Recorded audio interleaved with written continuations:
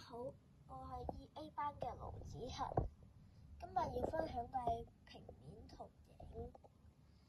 我個圖畫名稱呢係雪人，佢有一個四邊形，一個三角形，3個長方形，同埋7個圓形。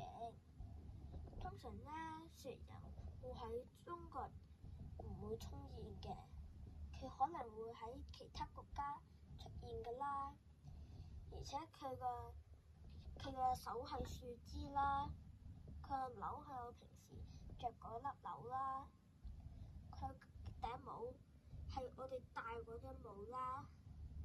而且我同你講啦，四邊形同埋長方形，即係例如其他嘅四邊形啦。